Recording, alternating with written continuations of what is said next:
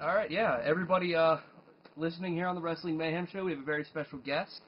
On the phone with us is Zin Wuku from everybody probably knows him now from as Zen on American Gladiators. Zin, thanks for joining us. How you doing today? What up, what up? All right, that sounds a little bit better. Let's get this thing going. As everybody said, we got on phone Zin Wuku, Zen, American Gladiators. Yes, also known as the infamous Urban Ninja of YouTube. The Urban Ninja from, a lot of people have seen it from the Ninja Gaiden commercials. Oh, yeah. Totally. I was, I was pleasantly surprised when I found out that was you. Like, after I saw you on your first performance of American Gladiators, I began looking stuff up on you, and, bam, there you were, is the Urban Ninja from the Ninja Gaiden commercial. It was pretty cool. Yeah. I had my face covered most of the time, but people recognize me by my moves, my skills, so it's pretty cool. Awesome. Nice. That's definitely got to be a good thing to be going by then. I have here for sure. I have here in my notes. You also go by the Son of Heaven. How did that come about? The Son of Heaven is my nickname, my true nickname, I would say, and that came about. I was talking to my grandpa a long time ago, and he mentioned that our bloodline comes from the Han Dynasty, the original emperors of China, and in Chinese, the Son of Heaven is the Emperor of China. Wow, that's awesome. Yeah, he says we were exiled during the Three Kingdoms era, China's famous feuding era, and we ran to the mountains of Guilin and changed our title to the Hakka. And that's where we stayed in exile, and we're waiting for our chance to return to the throne as the Sons of Heaven. Nice, I like that. That's really nice. Wow. Yeah, and that's where my symbol comes from. The Chinese symbol that I always wear on my back. You might see it in a lot of my videos or on my webpage. It's the symbol stands for heaven. Oh, okay, it makes sense now. Yeah. Also read, I guess, if anybody really wants to see this, go to originalzin.com. There's tons of information on this guy. I enjoyed reading it. It was a really good read. He enjoyed reading it to us too. Yeah, I read it to them before the start of the show, and it was they had a good time with me emphasizing your words. Right on. Yeah, I try to write so people enjoy the read instead of just having to go through it and hating it. Now, speaking of your site, I do have to comment. There's one section called Monkey Poo. Right. which we find rather ironic because I'm in a band and our website is monkeyflingspoo.com. Oh, no way. Right on. But how did the Monkey Poo section come about? Monkey Poo is it's pretty much like just blogs. It's what I like my daily life. Well, I try to write as much as I can, but it's just like the crap the crap that I go through every day, and updates. Excellent. Stuff like that. That's pretty cool. I assume that you derive the Monkey Poo from your EMC pretty much. Your Evolved Monkey Combat that you created yourself and gave birth to. Oh yeah.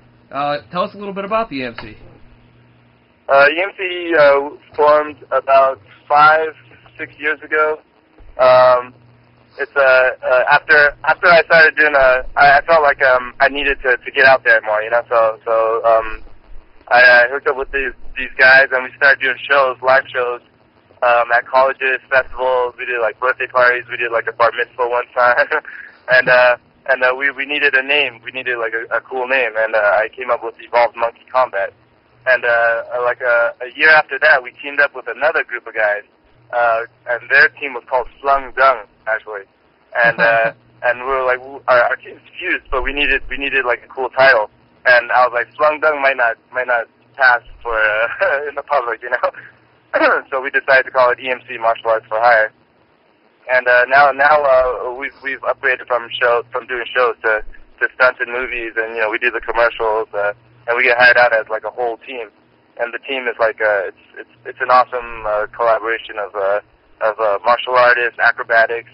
We have break dancers, we have choreographers, video people. It's a good team. Yeah, I watched a good many of your videos, and they all pretty decent productions and one of my favorites was the Ninja versus Pirate. Oh yeah, definitely. Yeah, Ninja vs. Pirate was absolute our step up. That's when we started using real cameras. But yeah, we put the costumes all together. We choreograph it, write it, direct it, and yeah, we plan on making like many more as soon as our budget fits.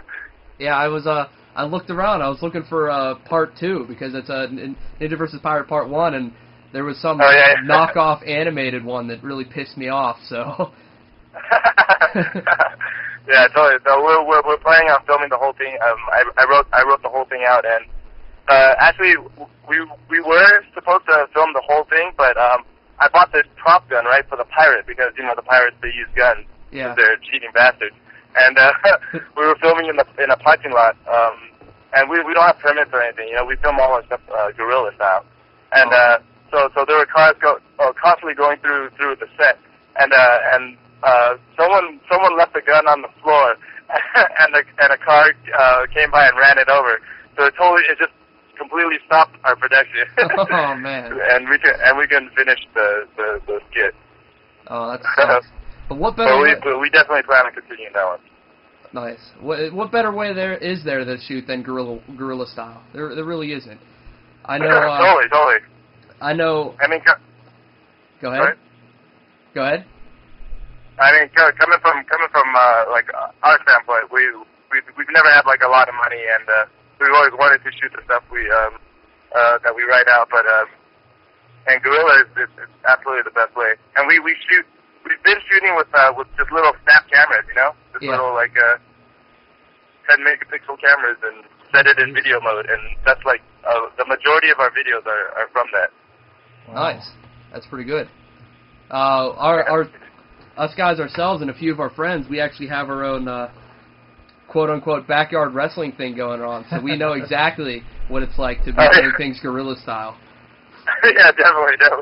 I've wrestled in many of baseball parks and elementary school playgrounds in my time. So. Yeah, totally. It's get in where you fit in. Yeah, pretty much the way to go. Pretty much. Couple other things. I also read on your page that it seemed like you had a pretty rough time growing up, moving all around and then moving over here to the States and buying a last name. Oh yeah. I mean, I was born in the jungle of Cambodia, and around 2 or 3, that was the time of civil war, and the Khmer Rouge, they're like in power, and they pretty much invaded the village that I was in, so it forced us to flee into the jungle, and we ended up being refugees in a camp in Thailand, and we had to buy a Vietnamese last name because I don't know, they were favoring the Vietnamese people, so we ended up buying the last name Fan, and it just bumped us up the list to come to America. We got sponsored America. We got sponsored. Settled in Santa Ana, like crappy parts of Orange County, and yeah, fought our way till now. Yeah, it seemed, like I said, everybody, if you want to go to his website, originalzin.com, it truly is a really inspirational reading the pretty much the tale of your life, or I think you quoted it, the legend. I was inspired. Just pretty much you came from, you struggled and got everything you have. You worked really hard for, and that's very, very respectable. Thank you so much. Yeah, I mean, I hope a lot of people can read it so that they can, see my story and see that it's not. I didn't have like a great upbringing. I didn't have like money to support me, and it pretty much just teaches that anybody can do what I do. Yeah, very, very much so. A couple other notes I have here, talking about you growing up. Your nickname for yourself, the Dojo Destroyer. The Dojo Destroyer, yeah. The age of the Destroyer. That was a good time. That's when I started learning martial arts, and I got pretty good at it. I was what they call a genius. I picked up really fast, and when I was learning, it was all about the combat part. It was all about learning how to defend myself. the art of war, and I was constantly wanting to test it. So I jumped around from school to school, dojo to dojo, fighting black belts, challenging and fighting the black belts, and I just got the nickname from it.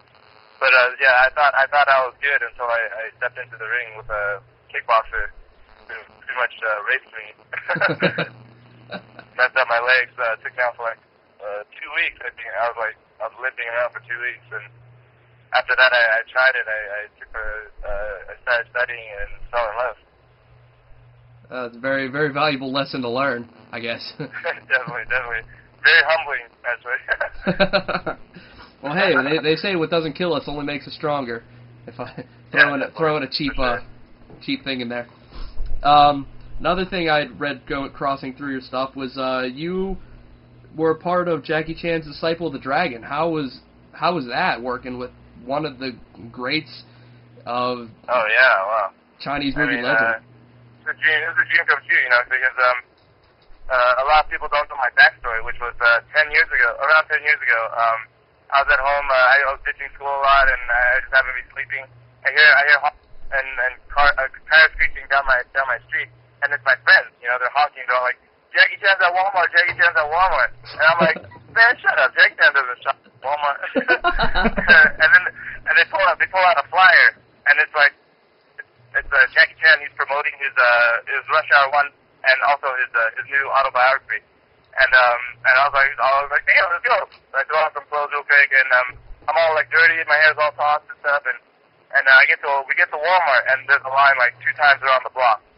So I'm sitting there for like 3 hours, and finally I'm like 5 people behind, like ready to meet Jackie. I'm like, my palms are sweaty. I'm like, "Oh, what am I gonna say? What am I gonna say?" So I finally get up to him, and like I say as much Chinese as I know, which is like "Ni hao." Kung Pao chicken or something, and I say like I'm a big fan, and I want to join your stunt team. And Jackie Chan's stunt team is like prestigious, it's worldwide known, and they're just crazy. And Jackie Chan, he's like confused. And he looks at his like bodyguards and producers and stuff, and he says, "Hey, this kid wants to join the stunt team," and they all start cracking up. They all start laughing at me, and I'm like, "Oh God!" And then Jackie Chan turns on, and he starts laughing too.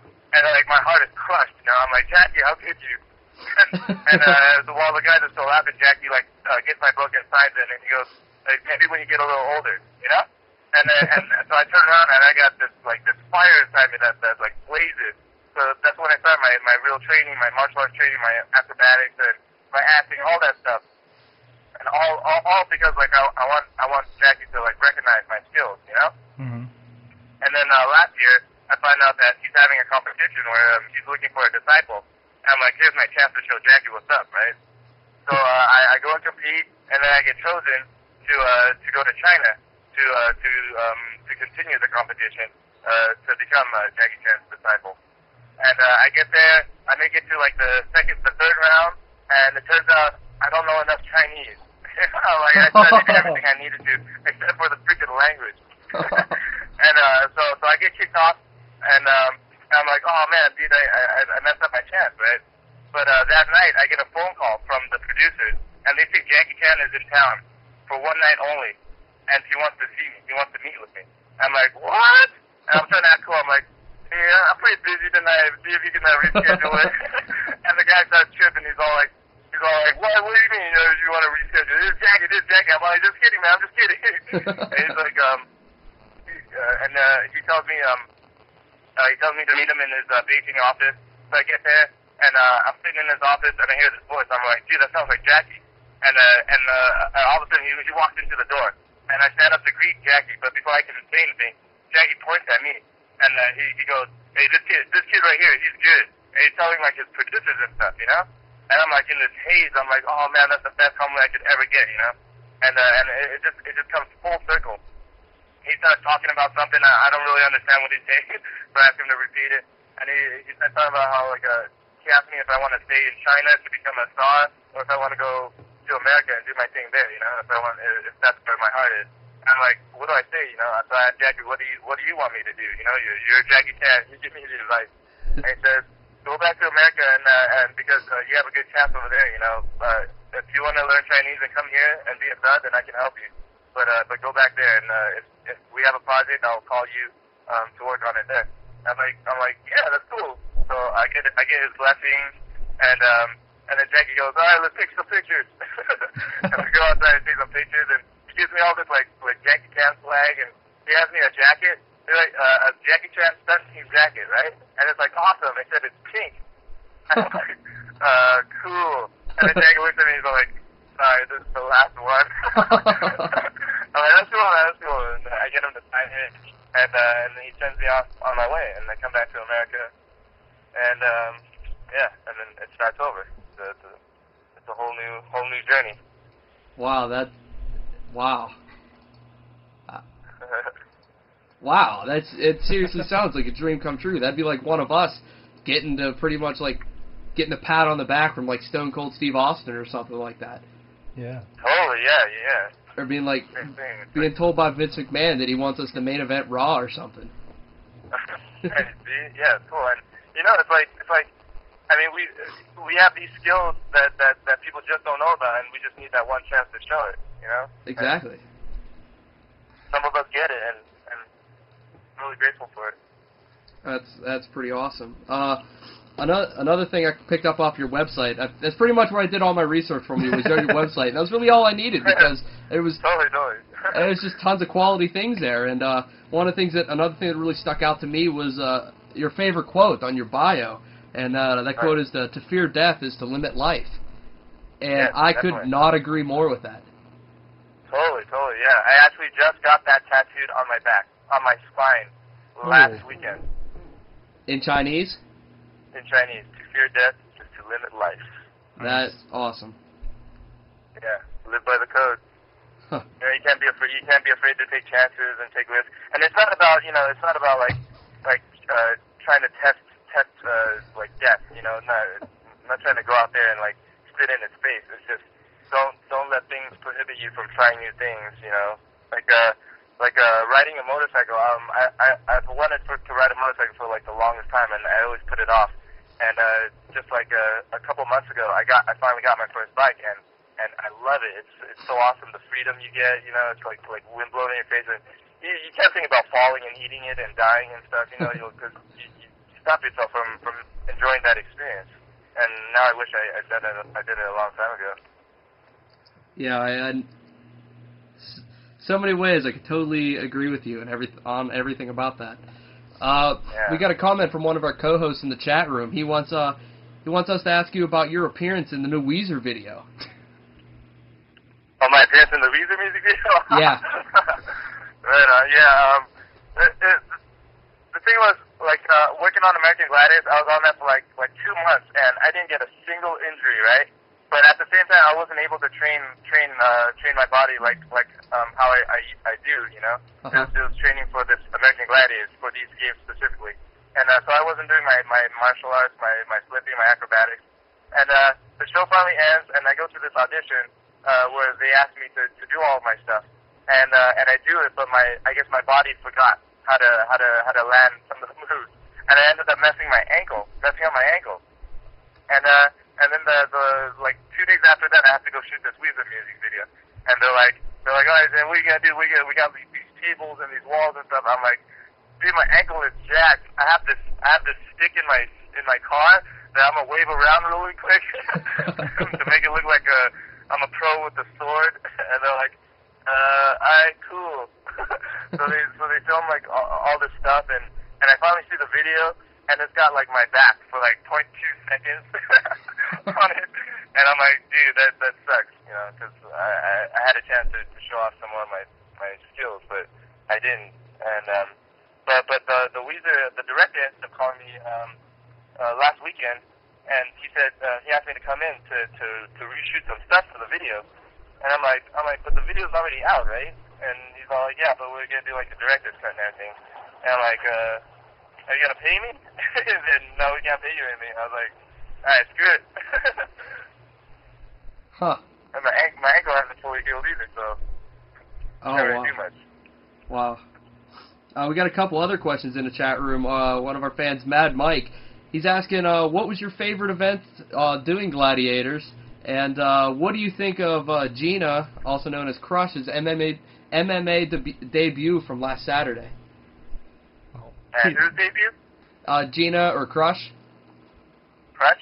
Yeah. Oh man, Crush is so sweet, dude. She's like, and she's a beast when you put her in like in a game, and she'll just like murder whoever you put in front of her. but backstage, she's so sweet. She's actually like kind of shy, which is like cute as hell. Yeah. Plus she's hot. And everything. And she's a fighter. You know, she's a real fighter. And she actually had a fight like last Saturday. Yeah. Last week or so? Yeah, it was last Saturday. And which she, yeah. Which she and totally. Yeah, so she's real, man. She's awesome. She totally kicked the other girl's ass. Yeah. Second round TKO. Yeah. It was awesome. No surprise. I'm a huge Crush fan myself. That's what my favorite game. There was a game called Rocket Ball that it just like you're tethered to this rope that just yanks you up when you press a button, and it's just so awesome because I like being airborne, you know, and this thing is.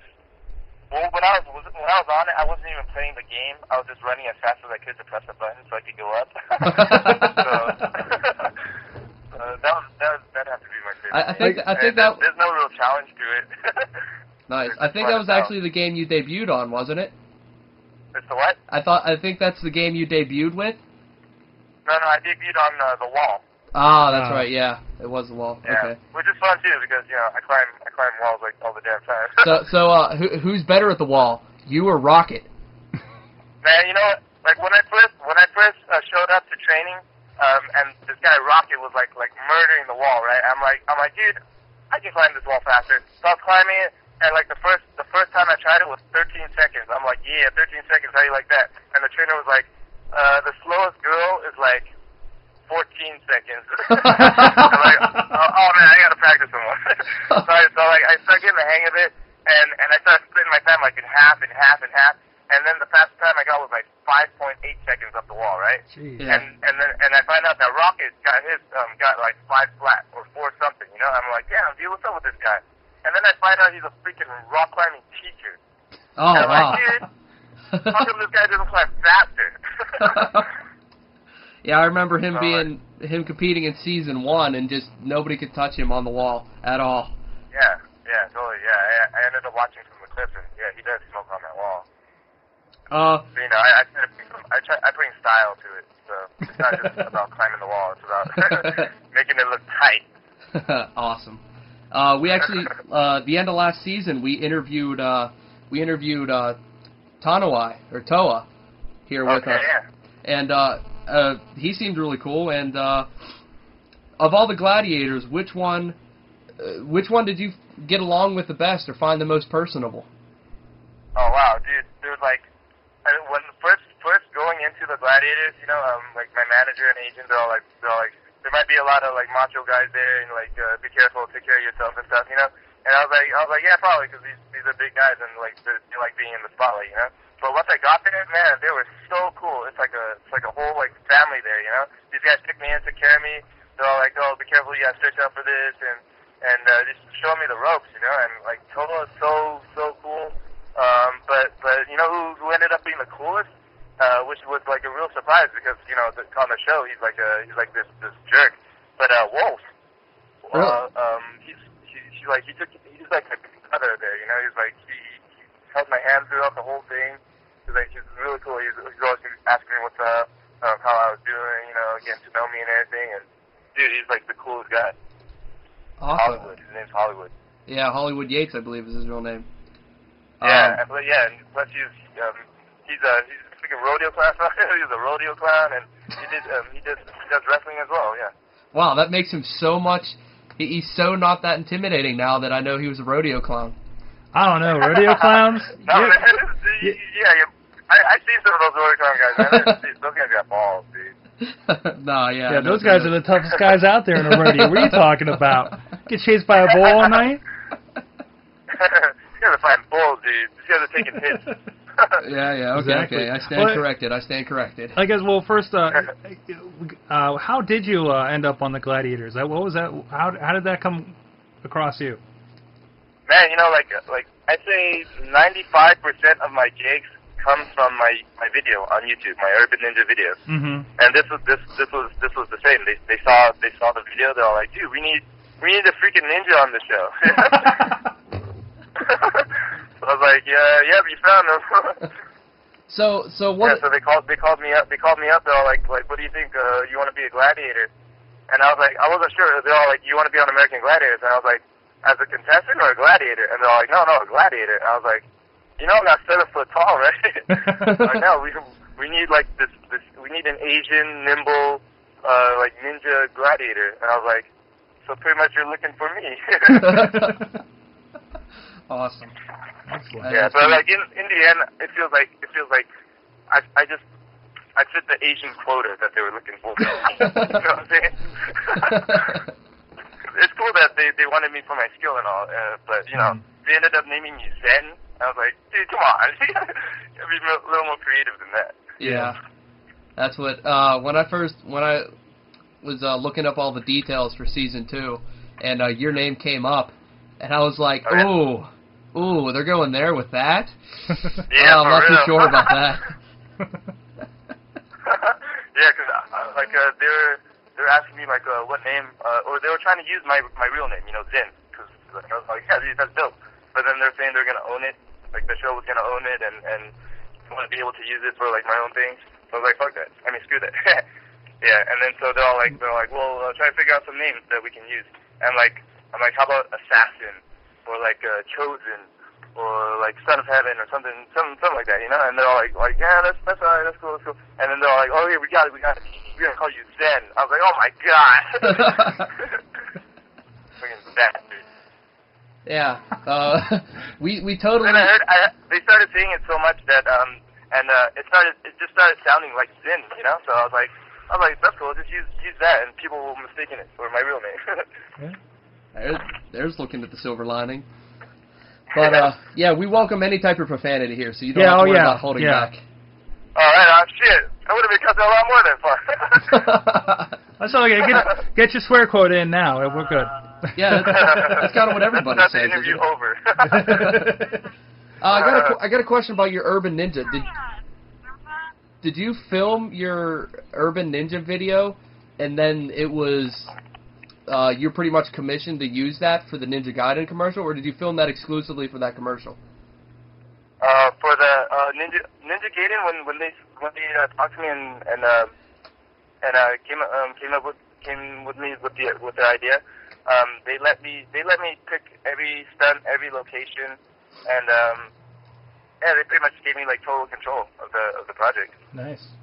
And they liked how the Urban Ninja one came out, and how it was like raw. It looked raw. It looked dirty. You know, like not filmed with a whole crew and everything. And that's actually how we shot it. We just got like 2 or 3 people with handheld cameras. Nice. It looks good. I remember seeing that. I remember seeing that commercial for the first time, and the little tagline they have where it's like, "Do not attempt, professional stunt ninja." And I remember laughing for 20 minutes after seeing that. Yeah, that was tight. Oh, their idea. A couple questions from the chat room. People were asking, what was it like to work with Hulk Hogan? Oh man, Hulk is cool as hell. Except that he's like, when I first met him, he was like really nice. You know, he's all like, "Hey, brother," and I was like, "Yeah, what's good, man?" And then we actually have the same agent, Hulk and I.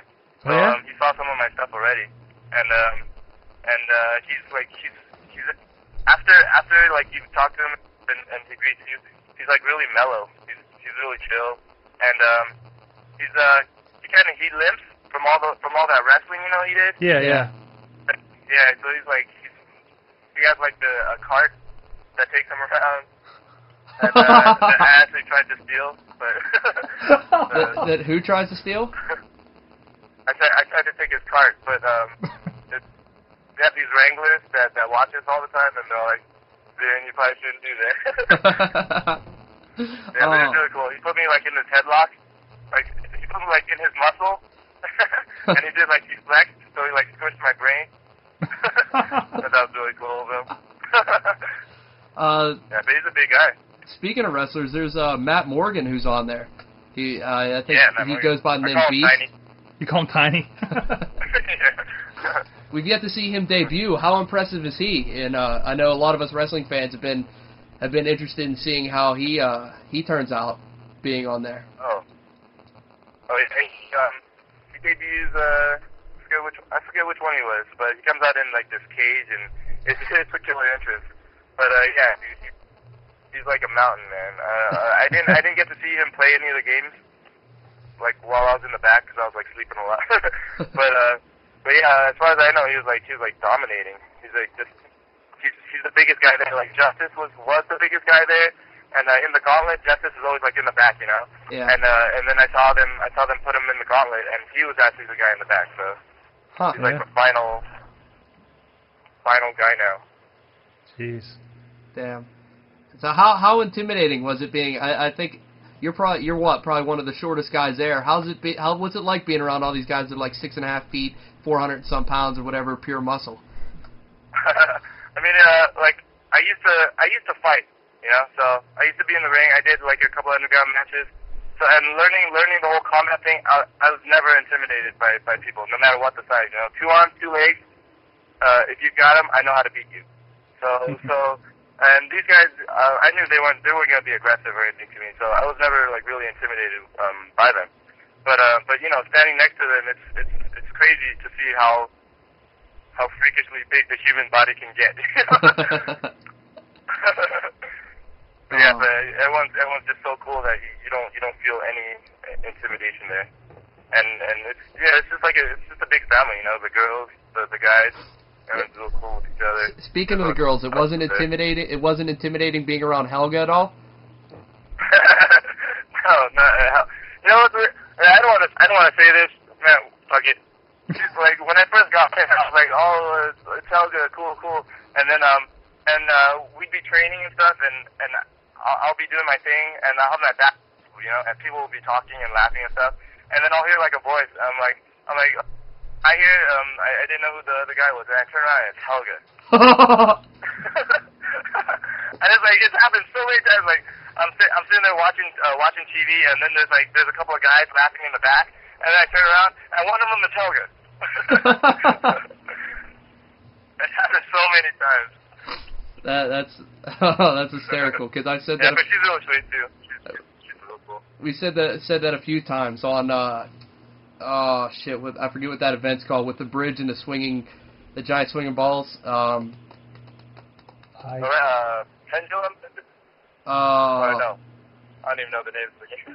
Anyway, that event. We all know what we're talking about here. They'd cut the camera to her and she'd say something, and my roommate would always be, "Holy hell, is she manly?" Dude, I think she gets that a lot, man. It's sad, but. It's just she's German, right? Yeah. I think German chicks just have deep voices. That's true. That's very true. Well, I mean, there's a lot of fine German girls. Oh yeah, I can agree to that as well. But all right, like here. The whole race sucks. But we're creeping up here on our time limit, I guess. We have some type of time limit. I'm getting pointed at to wrap it up. So, yeah, right on. But we want to thank you for coming on. It was such an honor. My pleasure, totally. It was real fun. But I guess, is there anything, we normally let all of our guests do this, is there anything you want to plug, any upcoming events you have? We plugged your website to hell and back with theoriginalzen.com. Is there anything else you got for us? Yeah, well, you know, anything that comes up, it's usually on the website. And we're always trying to put videos out there. We're always like hustling, trying to do new stuff. We might have an ENT channel pretty soon, which will be like an online direct TV type thing where you can watch our stuff. But that's still in the works. But yeah, we're always training, always doing our best, trying to get out there. Gonna be the next martial arts action star. It's not a question of if, you know, it's a question of when. And hope everyone stays tuned. And thanks for listening and supporting. Sounds good. Hopefully, we'll see you. You'll be the third man that completes the trifecta. Then in the next movie starring Jet Li and Jackie Chan, and we'll see Zen Wuku up there with them, and everybody will be pretty impressed. Oh hell yeah! Dude. Real quick before we let you go, can we get a liner for the Wrestling Mayhem show from you? A liner? Sorry? Like, this is Zen, and you're listening to Wrestling Mayhem Show? Oh, yeah. For sure. What up? This is Zen, the almighty, the almost legendary, here listening to the Wrestling Mayhem Show. Thanks, everybody. Thanks for watching. Stay tuned. All right, thanks a lot, man. Thanks. That was pretty great. Like, again, thanks so much for coming on the show. I know you said it's an honor for you. It's an honor for us. It's a good time. It helps everybody. It's awesome. Yeah, totally. Keep in touch. Let me know anytime you guys need some help, you know. Let me know. I'll be happy to. We'll definitely do that. I got your number. I got your email. We'll be good to go. We'll be in touch. Cool. Thanks, guys. All right, you take it easy. You have a great night, man. All right, thanks a lot, man. You too. Take care. Take care. Well, there you go, Zen. I don't know. I've been wanting to do that the whole time. Zen from the American Gladiators. Zen Wuku. XINWUKU. Hogan has a